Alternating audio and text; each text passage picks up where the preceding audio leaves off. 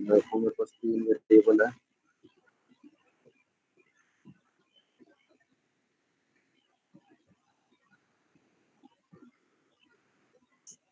सबसे पहले तो एक बेसिक सी चीज को दिमाग में रखो कि मान लो मैंने लिख दिया यहाँ पे ए बड़ा है बी से, तो मेरा कुछ भी प्रिंट करा दो,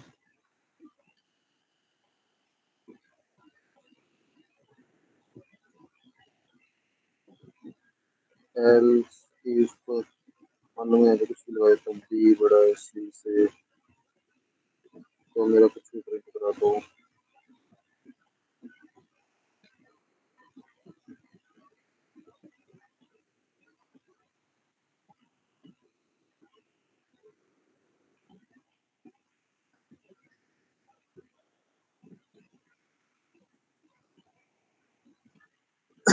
अभी एक बेसिक सी चीज सबसे पहले ये समझने की जरूरत है आपको। अगर मेरी ये वाली कंडीशन ट्रू हुई ना, तो वो इतना इसके अंदर का कोड ही चेक करेगा। अगर मेरी ये वाली कंडीशन ट्रू हुई इफ वाली, तो इसके अंदर का कोड ही सिर्फ चेक होएगा, बाहर तो बाहर वाला तो चेक ही नहीं करेगा। ये बेसिक चीज, सबसे पहली चीज यही समझने की जरूरत है आपको। अगर ये वाली कंडीशन ट्रू हुई तो सिर्फ इसके अंदर का कोड चेक होएगा, इसके बाद वाला कोड कोई भी चेक नहीं होएगा। अगर ये वाली कंडीशन ट्रू हुई, ये वाली, तो सिर्फ ये वाला कोड चेक होएगा, इसके बाद वाला कोड चेक नहीं होएगा। ठीक है, अगर ये कंडीशन फॉल्स होती है तो ये तो चलेगी चलेगी। ठीक है, ऐसे मतलब कितने भी यहाँ पे अगर मैं एलिफ होते, कितने भी होते मतलब, अगर ये वाली कंडीशन होती तो इसके अंदर का चलता, इसके बाद का यहाँ से लेके यहाँ तक कुछ भी नहीं चलता। अगर ये वाली चलती तो इसके अंदर का चलता, इसके बाद का कुछ भी नहीं चलता। मतलब किसी के अंदर एक बार एंटर कर दिया ना इसके, मान लो ये वाली कंडीशन ट्रू होगी, ठीक है, और इसके फिर इसके अंदर का कोड चलेगा, इसके अंदर का कोड चलेगा। ऐसे नहीं है कि के अंदर कोड में कोई दिक्कत है या कुछ कंडीशन लगा रखे मैंने, वो अगर फॉल्स है तो ऐसे नहीं है कि वापस फिर बाहर आके यहाँ पे चेक करने लग गया। एक बार अगर इसके अंदर एंटर कर लिया ना, तो वो इसके अंदर ही चेक करेगा। अगर कुछ ढंग से कोड कर रखा है तो वो कुछ प्रिंट करा रखा है, कुछ लॉजिक लिख रखा है तो वो काम कर देगा। तो अगर ऐसा कुछ लिख रखा है जो काम ही नहीं कर रहा, तो वो कुछ भी नहीं चलेगा। बट ऐसे नहीं है कि इससे वापस बाहर आ जाएगा। अगर इसको कुछ प्रॉब्लम लग रही है यहाँ पे नहीं आ पाएगा, अगर एक बार इसके अंदर एंटर कर दिया तो। ठीक है, ये बेसिक सी चीज, ये आपको ये इसको समझिए। ठीक है, अब देखो, अब मेरे को विदाउट ऑपरेटर करना है, तो मैं यहाँ पे साथ साथ कंडीशन तो लगा नहीं सकता, तो मैं इसके अंदर एक और इफ बना सकता हूँ। ठीक है, इफ ए बड़ा है बी से और ए बड़ा है सी से, तो मेरा प्रिंट करा दो ए।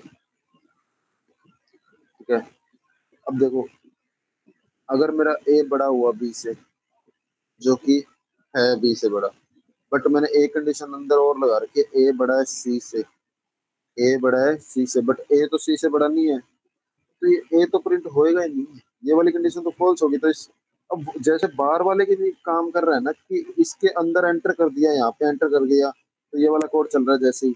अगर अब इसके अंदर भी तो सेम वही स्ट्रेटेजी काम करेगी कि अगर ये वाला सही हुआ ना, तो ही इसके अंदर एंटर करेगा यहाँ पे, वरना अब मैंने एल कुछ लिख तो रखा नहीं, तो फिर इसके बाद कुछ चलेगा ही नहीं। अगर मैं, इसलिए मैंने यहाँ पे एल से लिख दिया, ए बड़ा है बी से और ए बड़ा है सी से। अगर मेरा ए बड़ा ना हुआ सी से, ए बी से तो बड़ा हुआ बट सी से बड़ा ना हुआ, तो मैं यहाँ पे प्रिंट करा दूंगा कि मेरा सी बड़ा है। अब सी ही क्यों बड़ा है, बी क्यों नहीं बड़ा? बी को मैंने यहाँ पे चेक करवा तो लिया, ये कंडीशन अगर ट्रू हुई है तो इसका मतलब बेसिक सा मतलब है कि बी सबसे बड़ा नहीं है, तो उसके बाद बी को भूल जाओ। ए बड़ा है बी से, अगर ये कंडीशन ट्रू होती है तो इसका मतलब है कि ए बी से बड़ा है, तो मतलब बी तो सबसे बड़ा है ही नहीं, तो बी को भूल जाओ। फिर आगे चले हम, उसके अंदर एक और इफ बनाया कि ए बड़ा है सी से। अगर ए सी से बड़ा है तो मतलब, तो अभी अपने तीन में चेक कर रहे हैं, तो मतलब ए सबसे बड़ा है। अगर ये वाली कंडीशन फॉल्स होती है तो सी सबसे बड़ा है, मतलब क्योंकि बी तो यहाँ पे चेक होगा, बी तो है ही नहीं सबसे बड़ा, तो सी बच्चा था। अगर सी बड़ा हुआ ए से तो सी सबसे बड़ा ही हुआ, क्योंकि बी यहाँ पे छोटा हो गया, ए यहाँ पे छोटा हो गया, सी बड़ा हुआ। ठीक है, ये तो हुई अंदर की कंडीशन है, मैंने अंदर के इफेल्स को हैंडल किया मैंने। ठीक है, अब मान लो मेरे पास बाहर भी एक इफेल्स है। ठीक है, अब मान लो ये वाली कंडीशन फॉल्स होती है, तो उसके लिए भी मेरे को कोड करके रखना पड़ेगा ना पहले से। तो एलिफ, अब मैं यहाँ पे लिखूंगा बी बड़ा है सी से। ठीक है, अब सी के बाद कोई वेरिएबल है नहीं, तो मेरे को इसके अंदर ही बनाने की जरूरत है नहीं, तो सीधा ही मैं प्रिंट करा दूंगा कि बी बड़ा है। और अगर मेरा बी बड़ा ना हुआ तो इसके बाद एक ही वेरिएबल बचता है, एल्स प्रिंट सी बड़ा है। इतना समझ में आया आपको? हेलो। अभी मैं आपको चार में और करके बताता हूँ आपको, ताकि आपको समझ, अभी मैं तीन में कर रहा हूँ तो इसके अंदर ही सिर्फ ही फल चाह रहे हैं, आपको लग रहा है कि आगे कहीं पे आएंगे नहीं, क्योंकि आपने सेम ऐसे ही कर रखा है। मैं अभी चार में और करके बताता हूँ, फिर आपको पांच में करना है, ठीक है? अभी मान लो मैंने यहाँ पे लिख दिया 10, इतने इतने को वापस बता देता हूँ। अब देखो, मैंने सबसे पहले एक if बनाया, ए बड़ा है बी से, ठीक है? अगर मेरी ये कंडीशन ट्रू होती है तो अंदर इसके अंदर एंटर कर देगा, ए बड़ा है बी से। ए वैसे तो ए बड़ा ही नहीं है, ए बड़ा ही है बी से, तो इसके अंदर तो वो एंटर कर देगा, ठीक है? अब हमें सोच के चलना है कि अगर उसने इसके अंदर एंटर कर लिया ना, और बीच में अगर कोई ऐसा वेरिएबल हुआ जो ए से भी बड़ा हुआ, अभी इसके अंदर अगर हम सीधे ए के लिए लिखेंगे, तो ऐसा कोई वेरिएबल हुआ जो ए से बड़ा हुआ, तो उसको कैसे फिर कैसे पता चलेगा? तो इसके अगर एक बार इसके अंदर एंटर कर लिया तो सारा कोड इसके अंदर लिखना है कि कौन बड़ा है कौन छोटा है, ठीक है? अभी देखो, ए बड़ा है बी से, ए बड़ा है सी से। अब ये वाला इफ इसके अंदर है, ठीक है? इसका चाइल्ड है ये जो माउस कर रखा है ना इसका, ये चाइल्ड है, ठीक है? अब इस ये वाला इफ है ना, जो इसके अंदर बनाना है मेरे को एक और इफ, मतलब हर एक इफ के अंदर इफ होएगा। ए बड़ा है डी से, ठीक है? तीनों से चेक हो गया। अब देखो, ये सबसे पहले एक इफ बनाया, उसके अंदर एक और इफ बनाया, अब इस इफ के अंदर एक और इफ बनाया मैंने। ये वाला इफ है ना, ये वाला इसके अंदर है, इसके अंदर नहीं है, इसके अंदर है। और ये वाला इसके अंदर है। इसको बोलते हैं नेस्टेड, इस नेस्टेड बोलते हैं इसलिए क्योंकि इसके अंदर है, तो इसके अंदर कितने भी लिख सकते हो आप। ऐसे नहीं है कि एक दो तीन लिख सकते हो, कितने भी लिख सकते हो। इसके अंदर एलिफ कितने भी लिख सकते हो, इसके अंदर एल्स कितने भी लिख सकते हो, कुछ भी इफ एल्स से रिलेटेड कुछ भी है वो किसी के अंदर कितने भी लिख सकते हो, एल्स के अंदर भी आप इफ लिख सकते हो, ठीक है?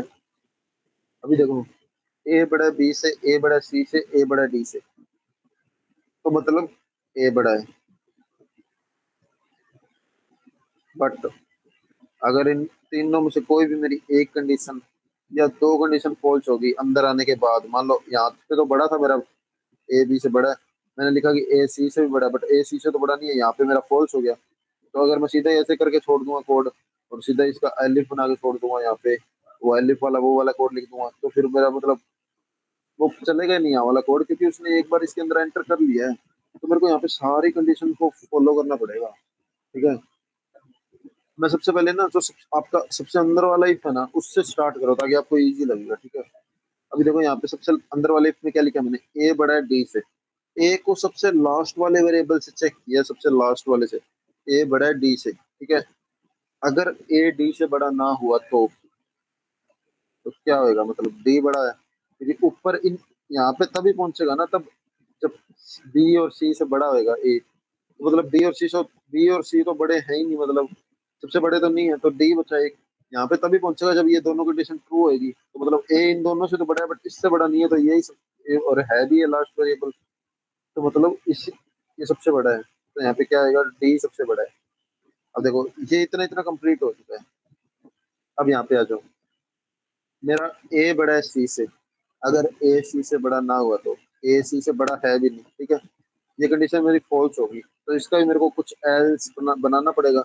अब बट मैं यहाँ पे अब एल्स नहीं बना सकता, मतलब अगर मैं सीधा एल्स बना के क्या लिखूं, मतलब ए सी से बड़ा नहीं है तो क्या सी बड़ा है, ऐसे नहीं लिख सकता मैं। मान लो मैं ऐसे लिखूं सी, मैंने यहाँ पे लिख दिया कि ए बड़ा है सी से। अब जैसे मैंने इसको सिर्फ एल्स में लिखा है, तो ऐसे नहीं है कि इसका भी मैं सिर्फ एल्स बना के छोड़ दूं। इसका मैंने एल्स क्यों बनाया, क्योंकि ये जो मैं जिससे चेक कर रहा हूँ ना ये लास्ट वेरिएबल है, इसके बाद कोई वेरिएबल है नहीं। अगर यहाँ पे ई होता ना, तो यहाँ पे डी, अगर फिर मेरा यहाँ पे ऐसे होता, इसके अंदर एक और इफ बनता, और ए बड़ा है ई से, और फिर ऐसे करके उसके अंदर होता, फिर उसका एल्स बनता, और उसके लास्ट वाले वेरिएबल में ऑपरेट कराता कि ए अगर ई से बड़ा नहीं है तो ई है, फिर इसका मैं एल्स बनाता। समझ में आ रहा है आपको? अभी देखो इसका लास्ट वाले वेरिएबल का एल्स बना सकते हो सिंपल, बट उससे सेकंड लास्ट है या थर्ड लास्ट है या फर्स्ट लास्ट है, तो मतलब उनका आप सीधा एल्स नहीं लिख सकते, क्योंकि उनके अब जैसे मान लो सेकंड लास्ट है, तो सेकंड लास्ट के बाद एक और लास्ट वेरिएबल भी तो बचा है ना। तो ऐसे सारा मतलब कंप्लीट कंडीशन हैंडल करनी पड़ेगी, ठीक है। ए बड़ा है सी से, अगर मेरा ए सी से बड़ा ना हुआ तो, अगर है भी नहीं, ठीक है, तो मेरे को यहाँ पे एल्स नहीं बनाना। एल्स में सीधा ही अगर मैं ऐसे नहीं लिख सकता कि मेरा सी बड़ा है, क्योंकि अगर मैं यहाँ पे लिख दूं 50, अब मेरा ए सी से तो बड़ा है, अब ए सी से बड़ा नहीं है, तो ये कंडीशन फॉल्स हुई, तो मेरा प्रिंट क्या हो रहा है सी, जबकि बड़ा क्या है डी, ठीक है। अब इसके अंदर कब जाएगा ये, अगर ये वाली कंडीशन ट्रू होगी तभी इसके अंदर वाला कोड चेक होएगा। अब ये वाली कंडीशन फॉल्स होगी तो इसको प्रिंट करा देगा, ठीक है। अब मैं यहाँ पे क्या करूंगा, यहाँ पे एलिफ लगाऊंगा, एलिफ, ठीक है। एलिफ में कंडीशन बनाऊंगा, देखो ए बड़ा है सी से तो अंदर वाला चला ही जाएगा, अगर सी से बड़ा न, अगर सी बड़ा हुआ तो अब ए को छोड़ दो, मतलब ए छोटा हो गया ना, यहाँ पे ये कंडीशन फॉल्स है, मतलब ए सबसे बड़ा नहीं है, तो ए को छोड़ दो, यहाँ पे ए बड़ा है डी से, तो सी बड़ा है डी से, ठीक है। तो प्रिंट कराओ, अगर ये वाली कंडीशन ट्रू होती है तो सी बड़ा है। अब इसका मैं एल्स, अब यहाँ पे सिर्फ एल्स बनेगा लास्ट वाला, क्यों, क्योंकि अब सी के बाद डी है, जो वो एक ही वेरिएबल बचा है, अब डी के बाद ई होता तो यहाँ पे एलिफ आता, अब डी बड़ा है ई से, ऐसे करके एलिफ आता और फिर आता लास्ट में ई, तो अब यहाँ पे लास्ट वेरिएबल डी है, तो यहाँ पे सिंपल प्रिंट करा दो डी को, ठीक है। अब इसके अंदर का ये सब का हमने हैंडल कर लिया है, अगर वो कैसे भी करके इसके अंदर एंटर एक बार हो जाता है ना, तो हमारा कुछ ना कुछ यहाँ पे प्रिंट होएगा और एग्जैक्ट एक्यूरेट प्रिंट होगा। ऐसे नहीं है कि कुछ भी प्रिंट हो जाएगा, रॉन्ग कुछ भी प्रिंट हो जाएगा, सब कुछ सही प्रिंट होएगा, ठीक है। अब हम अगली कंडीशन लिखेंगे, ए बड़ा है बी से। अब ये वाली कंडीशन अगर फॉल्स होगी तो ए बड़ा ही ना हुआ अगर बी से, यहाँ पे कर देता हूँ 40। अब ए बड़ा है बी से है ही नहीं, बी बड़ा है, ठीक है, तो मैं यहाँ पे एलिफ, एलिफ बनाना पड़ेगा मेरे को। अब मैं ए को छोड़ दो, क्योंकि ए तो ऊपर चेक कर ही लिया हमने, अगर ऊपर वाली कंडीशन फॉल्स होती है तो मतलब ए तो बड़ा है ही नहीं सबसे, तो अब बी बड़ा है सी से, ठीक है। अब मैं सीधा यहाँ पे प्रिंट नहीं कराऊंगा, वही सेम चीजें जो यहाँ पे की है मैंने। इफ सी के बाद और भी वेरिएबल पड़े हैं ना, इसलिए मैं इफ बना रहा हूँ, ठीक है। अगर सी लास्ट वेरिएबल होता तो मेरे को इसके अंदर इफ बनाने की जरूरत नहीं थी, जैसे मैंने अभी 3 वाले में किया था, तो मैंने इसके अंदर कोई इफ नहीं बनाया था, क्योंकि सी लास्ट वेरिएबल था। जब लास्ट वेरिएबल होता है ना, उसके अंदर इफ या एलिफ बनाने की जरूरत नहीं होती। अब देखो बी बड़ा है सी से और बी बड़ा है डी से, अगर इन दोनों से बड़ा है ना बी, तो मतलब बी ही बड़ा है। बट अगर बी सी से तो बड़ा होएगा, बट अगर बी डी से बड़ा ना हुआ तो बी डी से बड़ा नहीं है, डी बड़ा है, तो इसका एल्स भी तो बनाना पड़ेगा मेरे को। अब डी लास्ट है, इसलिए मैं यहाँ पे सिर्फ एल्स बना रहा हूँ, ये चीज मतलब समझो इस चीज, क्योंकि लास्ट वेरिएबल है वहां पे मैं एलिफ या इफ नहीं बना रहा, मैं सिर्फ एल्स बना रहा हूँ, ठीक है। अब प्रिंट, यहाँ पे डी बड़ा है, ठीक है।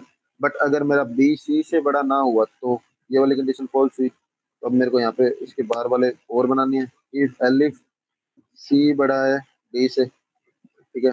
अब देखो इसके अंदर मैं कोई भी इफ नहीं बना रहा, क्योंकि डी मेरा लास्ट है, डी के बाद कोई है ही नहीं। अगर मेरे पास ई होता तो मैं यहाँ पे लिखता सी बड़ा है डी से, और यहाँ पे लिखता मैं इफ डी बड़ा है ई से, और यहाँ पे वही एल्स, फिर यहाँ पे भी एल्स, यहाँ पे एल्स नहीं आता, यहाँ पे एलिफ आता, उसके बाद एल्स आता, एलिफ आता उसमें डी आता, मतलब डी बड़ा है ई से, और फिर उसके बाद लास्ट वेरिएबल एल्स में आता ई बड़ा है, ठीक है। इफ, इसको हटा देता हूँ, सी बड़ा है डी से, तो प्रिंट कराओ यहाँ पे सी। अब इसके डी के बाद कोई वेरिएबल है नहीं, डी लास्ट वेरिएबल है, लास्ट वेरिएबल से हम चेक करवा रहे हैं, तो बच्चे बचे हुए को सिर्फ हम एल्स में डाल देंगे कि नहीं तो सबसे बड़ा डी है, ठीक है। अभी देखो यहाँ पे सबसे बड़ा कौन है, डी है, ठीक है। मैं प्रिंट कराता हूँ, डी आ रहा है, ठीक है। समझ में आया आपको, पक्का आ गया। मतलब हर एक कंडीशन हैंडल करनी है, मतलब सोचना है कि इसका एल्स में क्या होगा। अब इसका एल्स मैंने एक बार दोबारा थोड़ा थोड़ा बता देता हूँ आपको, ठीक है। मैंने इसमें सिर्फ एल्स ही क्यों लिखा है, क्योंकि ये लास्ट वेरिएबल से चेक करवा रहे हैं हम, और इसके अंदर यहाँ पे अगर हम पहुंचे हुए हैं ना, तो मतलब इन दोनों से ए बड़ा है, तो लास्ट वेरिएबल बचा है ये, ए बचा है और लास्ट वेरिएबल बचा है, ये दो इनके इनके बीच में वो फाइट बची है, ठीक है। ये दोनों में से बड़ा कौन है। यहाँ तो अगर इन दोनों को हरा दिया ना इन्होंने, क्योंकि अंदर एंटर कर गया तो मतलब उन दोनों को हरा दिया क्योंकि उनसे बड़ा है वो, ठीक है। तो यहाँ पे एंटर करके तो मतलब इन दोनों में फाइट बची है, तो अगर यहाँ पे फाइट अगर ए हार जाता है तो ए बड़ा नहीं है, डी बचा है तो डी बड़ा हुआ।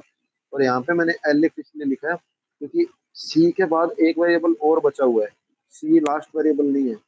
ए बड़ा है सी से, अगर ये कंडीशन फॉल्स होती है तो मतलब ए तो हार गया। अब सी बड़ा है सबसे, अब सी के साथ आगे फाइट करवाते हैं कि सी बड़ा है डी से, सी की डी से फाइट करवाई। अगर यहाँ पे सी फाइट हार जाता है, अगर जीत जाता है जब तो सी विनर है, मतलब सी। अगर सी फाइट हार जाता है तो मतलब एक ही वेरिएबल बचा सी के बाद, डी। ऐसे यहाँ पे किया मैंने, बी बड़ा है सी से, ये कब चलेगा। अगर ए यहाँ पे हार जाता है और बी जीत जाता है तो मतलब ए तो सबसे बड़ा नहीं है, ए तो मतलब जीत ही नहीं सकता आप कभी।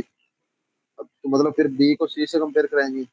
अगर ये वाली कंडीशन ट्रू होती है, अगर बी बी सी को हरा देता है तो फिर बी को, सी के बाद एक वेरिएबल और है डी, फिर बी को डी से फाइट करवाएंगे।